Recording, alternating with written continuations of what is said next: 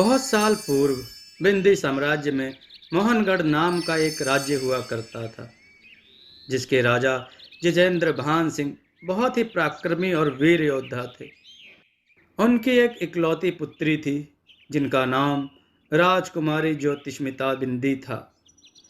वैसे तो ज्योतिष्मिता एक व्यवहार कुशल, कर्तव्यपरायण एवं उच्च व्यक्तित्व और पवित्र आचरण रखने वाली एक महान राजकुमारी थी, लेकिन इतिहास में क्या फेरबदल हुआ यह तो हमें नहीं मालूम है।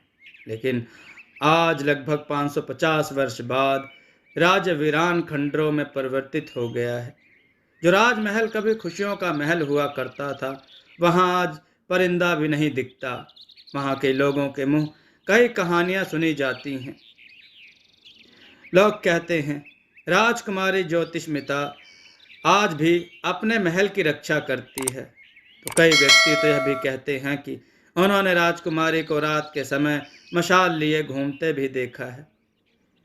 सच्चाई क्या है यह तो हमें मालूम नहीं, पर रात के समय कोई भी व्यक्ति उस राजमहल के आसपास भी नहीं जाता, और अगर कोई राजमहल में प्रवेश करने की चेष्टा करता है तो वह इतना डर जाता है कि वह अपना मानसिक संतुलन खो देता है। बात चाहे जो भी हो, पर इस घटना से जुड़ा एक इतिहास भी है, और हम अब उस कहानी पर आते हैं। मित्रों, आज राजा जितेंद्र भान सिंह बहुत चिंतित थे, क्योंकि उनकी कोई संतान नहीं थी। इसलिए वह अपनी रानी के प्रति बहुत ही उदासीन भी रहते थे। राजा जितेंद्र भान सिंह को निरंतर अपने राज्य की चिंता होती रहती थी, और आज भी वह अपने परम मित्र एवं महामंत्री पुरोहित चंद्र सेन से विचार विमर्श कर रहे थे। जितेंद्र भान बोले, पुरोहित जी, सुना है चंद्रगढ़ के राजा मृत्यु को प्राप्त हुए। पुरोहित चंद्र सेन बोले, जी महाराज, सूचना सही है। अब उनका राज्य उनके इकलौते पुत्र कुंवर रणधीर सिंह संभाल रहे हैं। सुना है बहुत ही कुशल राजा है। जितेंद्र भान ने कहा, पुरोहित जी, चिंता तो हमें अपने राज्य की है। पुरोहित चंद्र सेन ने कहा, महाराज, आप दूसरा विवाह क्यों नहीं कर लेते? जितेंद्र भान बोले, पुरोहित जी, आप तो सब जानते हैं कि मैं एक पत्नी व्रता हूँ। पुरोहित चंद्र सेन ने कहा, महाराज, राष्ट्र के लिए आपको अपना व्रत भूलना होगा। जितेंद्र भान ने कहा, कोई और उपाय नहीं है क्या? पुरोहित चंद्रसेन ने कहा, एक उपाय और भी है महाराज। जितेंद्र भान बोले, क्या उपाय है, बताएं पुरोहित जी। पुरोहित चंद्रसेन ने कहा, यदि आप किसी बच्चे को गोद ले लेते हैं।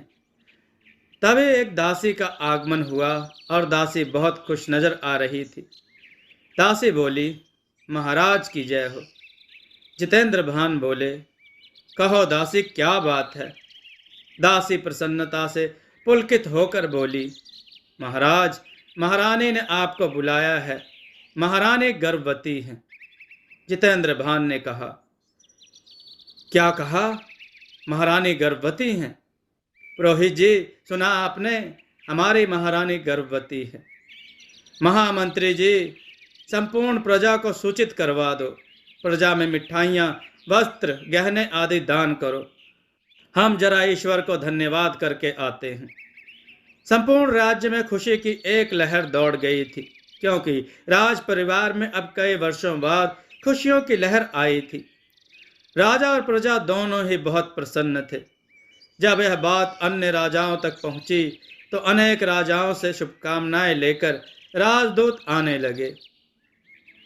लेकिन कुछ राजाओं को यह बात बिल्कुल पसंद न आई, और पड़ोसी राज्य उनके साथ तनावपूर्ण स्थिति में आ गए। चंदनगढ़ और मोहनगढ़ का संबंध बहुत अच्छा था, इसलिए राजा रणधीर सिंह खुद ही राजा जितेंद्र भान सिंह को शुभकामनाएं देने आ पहुंचे। उनका राज दरबार में आगमन होता है। जितेंद्र भान सिंह ने कहा, पधारे रणधीर सिंह, आपका मोहनगढ़ में स्वागत है। रणधीर सिंह बोले, धन्यवाद महाराज। जितेंद्र भान ने कहा, आसन ग्रहण कीजिए और बताएं कैसे आगमन हुआ। रणधीर सिंह बोले, पिताजी ने मृत्यु के समय आपकी बहुत प्रशंसा की थी, इसलिए आपके दर्शन करने चले आए। जितेंद्र भान बोले, तुम्हारे पिताजी के संबंध में ज्ञात है हमें और दुख भी है। ईश्वर उनकी आत्मा को शांति दे। और राज्य में सब सकुशल है? रणधीर सिंह बोले, जी महाराज, सब सकुशल है। जितेंद्र भान ने कहा, भोजन का प्रबंध हो चुका है, आइए भोजन कीजिए। भोजन समाप्त करने के पश्चात राजा रणधीर सिंह वापस अपने राज्य आ पहुंचे। उधर मोहनगढ़ की महारानी ने 2 जुड़वा बच्चों को जन्म दिया। महाराज जितेंद्र भान सिंह ने जब यह सुना तब उनकी प्रसन्नता का ठिकाना नहीं रहा। महारानी ने एक पुत्र और एक पुत्री को एक साथ जन्म दिया। महाराज जितेंद्र भान सिंह ने अपने पुत्र का नाम कृष्ण भान सिंह और पुत्री का नाम ज्योतिष्मिता बिंदु रखा। राजकुमारी ज्योतिष्मिता अब बड़ी होने लगी थी। साथ ही साथ राजकुमारी ज्योतिष्मिता में नेतृत्व के गुण, व्यवहार कुशलता के गुण भी उभरने लगे थे। वहीं राज्य के उत्तराधिकारी कुंवर कृष्ण भान सिंह अपनी जिम्मेदारियों से पीछे भागने लगे थे। कुंवर कृष्ण भान सिंह का स्वभाव बचपन से ही थोड़ा उग्रवादी था, लेकिन राजकुमारी ज्योतिष्मिता अपना कार्य व्यापक रूप से कर रही थी। उस दिन आम के बाग में भी कुछ ऐसा ही हुआ। राजकुमारी ज्योतिष्मिता बोली, आप इस बागान के मालिक हो? बागान का मालिक बोला, जी राजकुमारी। राजकुमारी ज्योतिष्मिता ने कहा, कल से इस बागान की सुरक्षा हम करेंगे। बागान का मालिक बोला, किंतु राजकुमारी, यह कैसे संभव है? राजकुमारी ज्योतिष्मिता ने कहा, हमने कहा ना कि कल से इस बागान की सुरक्षा हम करेंगे, और हाँ, महाराज को इस बात का आभास भी नहीं होना चाहिए। बागान का मालिक बोला, किंतु राजकुमारी।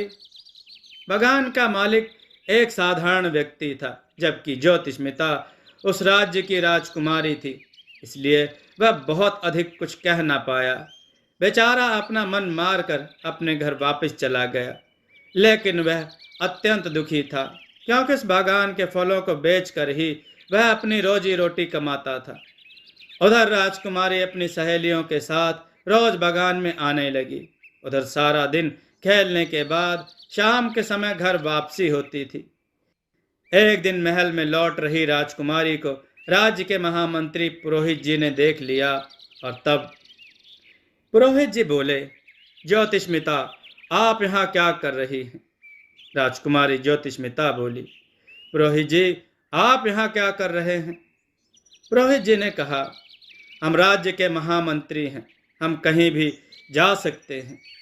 राजकुमारी ज्योतिष्मिता बोली, हम राज्य की राजकुमारी हैं, हम भी कहीं भी जा सकते हैं।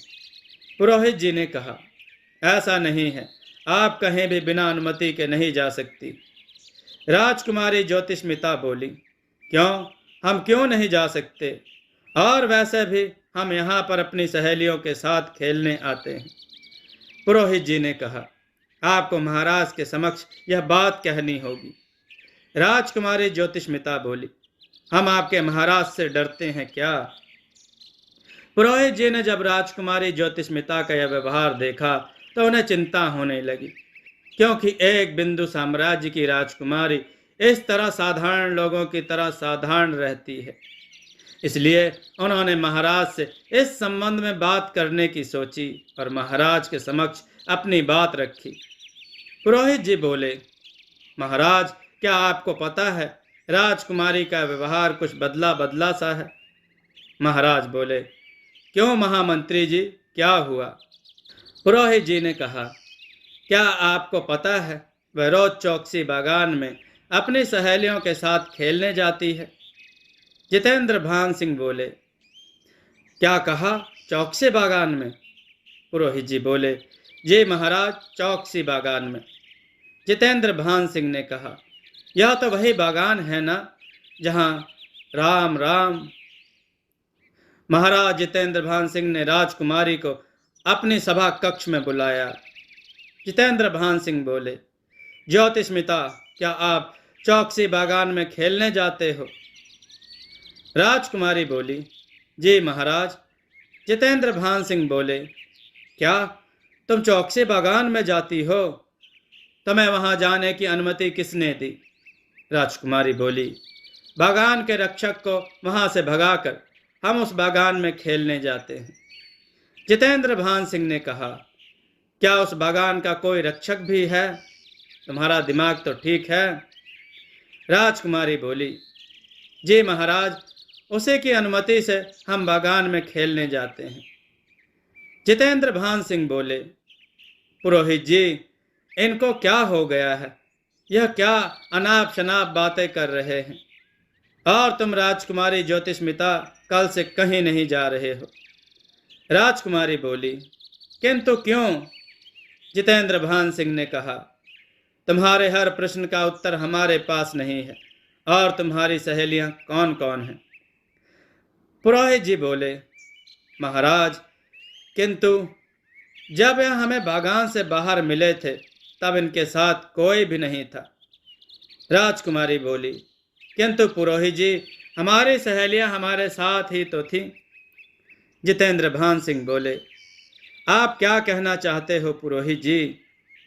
पुरोहित जी बोले, मैं सत्य कह रहा हूं महाराज, राजकुमारी बिल्कुल अकेली थी। जितेंद्र भान सिंह ने कहा, राजकुमारी ज्योति, क्या आप अकेले वहां गई थी? राजकुमारी ज्योति बोली, जी नहीं महाराज, हमारी सभी सहेलियां हमारे साथ थी। जितेंद्र भान सिंह बोले, पुरोहित जी, यह सब क्या हो रहा है? राजकुमारी, आप अपने कक्ष में प्रस्थान करें। और राजकुमारी वहां से प्रस्थान कर जाती है। पुरोहित जी ने कहा, महाराज, आपने उस बागान के बारे में सब सुन रखा है। जितेंद्र भान सिंह बोले, इसलिए तो चिंतित हूं पुरोहित जी। पुरोहित जी, प्रातः काल से आप राजकुमारी ज्योतिष्मिता की देखभाल करोगे। पुरोहित जी ने कहा, जी महाराज। उधर राजकुमारी ज्योतिष्मिता अपनी प्रिय मित्र मांडवी के साथ विचार विमर्श में खोई हुई है और पुरोहित जी उन्हें देखकर हैरान हैं। उन्होंने महाराज को तत्काल वहां आने का आमंत्रण भेज दिया। राजकुमारी ज्योतिष्मिता बोली, मांडवी, क्या तुम्हें पता है, आज पुरोहित जी भरी सभा में असत्य कह रहे थे। मांडवी बोली, पुरोहित जी ने क्या कहा? राजकुमारी ज्योतिष्मिता बोली, कह रहे थे, हम साथ में बागान में नहीं जाते हैं, हम अकेले ही बागान में जाते हैं। मांडवी बोली, इस पुरोहित को तो सबक सिखाना ही पड़ेगा। राजकुमारी ज्योतिष्मिता बोली, तुमने सत्य कहा।